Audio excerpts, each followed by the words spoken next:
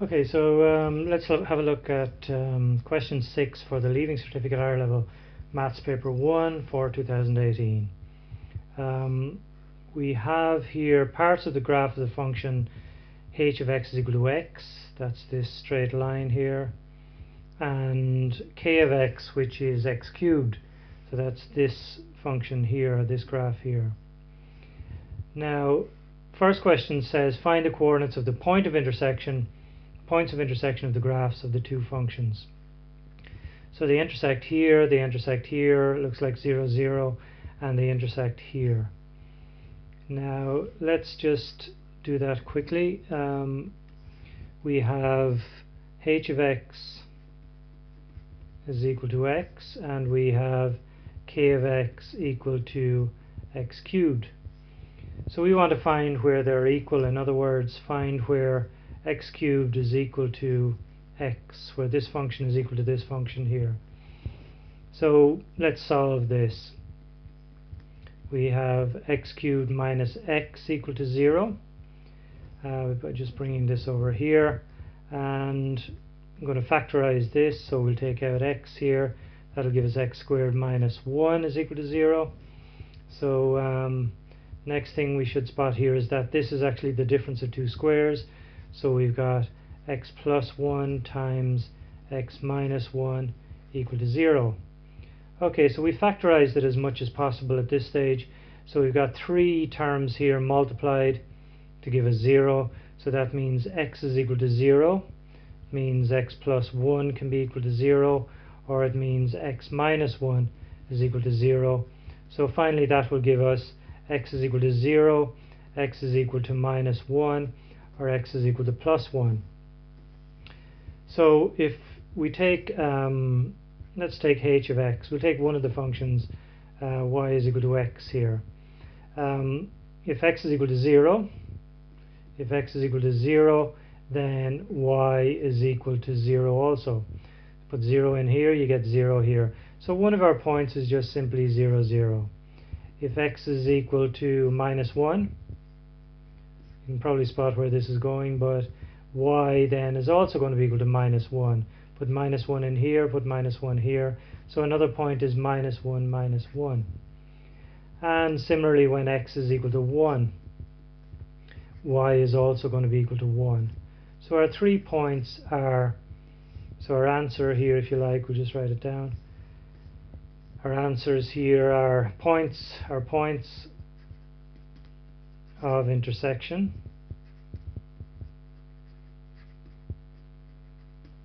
Our points of intersection are 0, 0, minus 1, minus 1, and 1, 1. Okay, so that's the first part of this question. Second part then says find the total area enclosed between the graphs of the two functions. So we got to find this area here and this area here. They're going to be the same actually. They're symmetrical, both symmetrical graphs actually around the axis here. So this area and this area is going to be the same. But we'll work out both, and you'll see we'll get we'll end up integrating. We have to integrate both functions. Well, in actual fact, we'll end up integrating this function here, the x cubed function. The straight line function we can do by just using the area of a triangle, because we know that this point here is 1, 1. So in other words, out to here is 1. And we know this is minus 1 here. So this point here, this is minus 1 here, and this is minus 1. This point here is 1. So we can see here that we have a triangle here with a base of 1 and a height of 1. So the area underneath this triangle here, the area underneath this curve here, this y is equal to x, is just going to be half the base, half of 1 times 1. And similarly here. So what I'm going to do is we're just going to do this bit first. So we're going to find this area in here.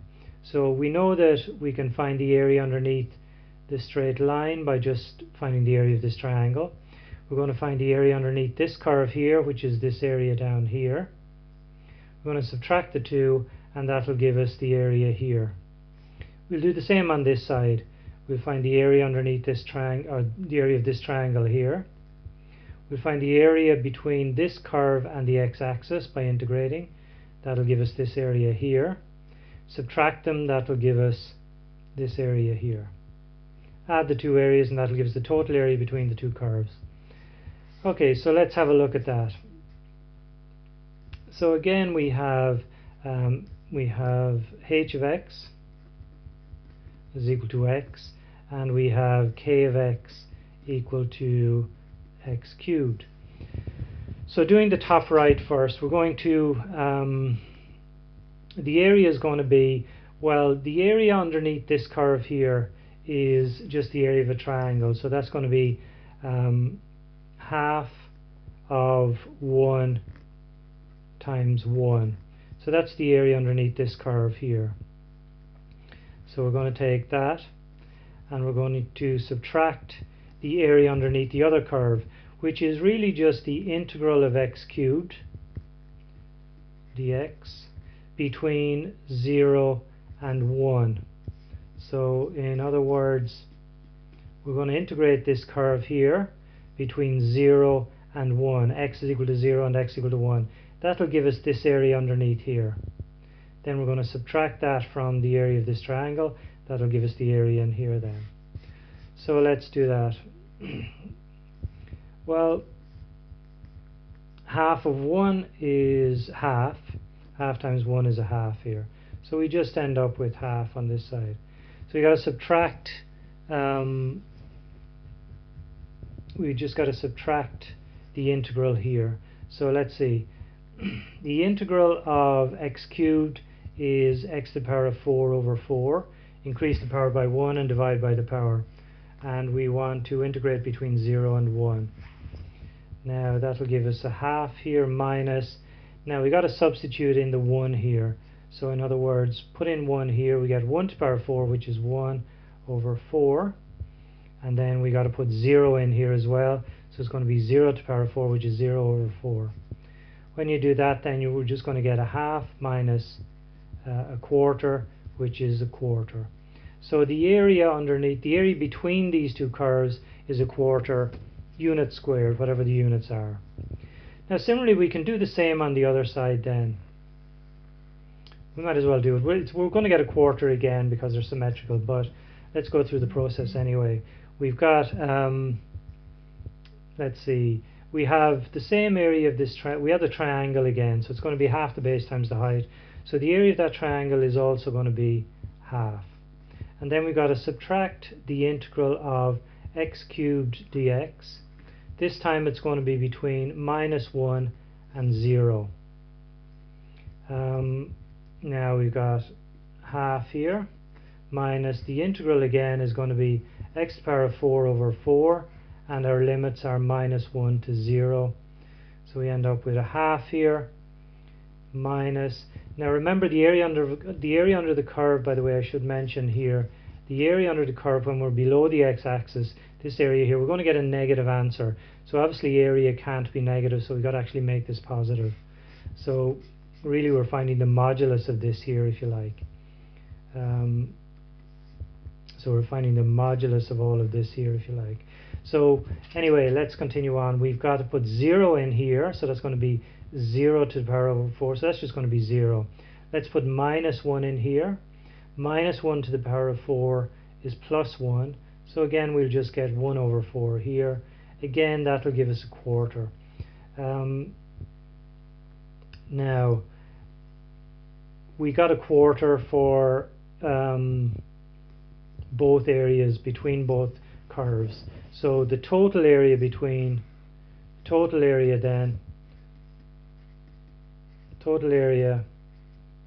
enclosed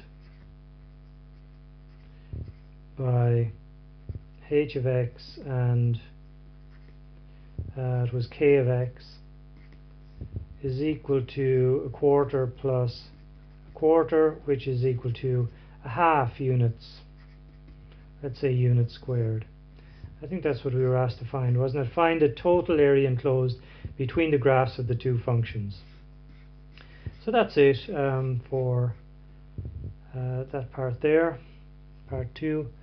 Now, or part 1 rather, this is part 2 here. On the diagram on the previous page, using symmetry or otherwise, draw a graph of the inverse of k, the inverse function of k here. Now there are a couple of ways of doing this. It says by using symmetry or otherwise. What we'll do, we'll have a look at both. Using symmetry, the image of any curve in the line y is equal to x will be its inverse if it has an inverse. So in other words, all we got to do is reflect this graph here in the line y is equal to x, which is this line here, this straight line, and that'll give us our function. So it'll look, it'll look something like this. I have it drawn accurately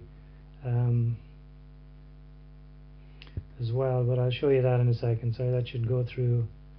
Let's see, where are we here? It goes something like this anyway by symmetry. So we should end up, whoops, that's kind of gone a little bit skew ways there. But what you can do really is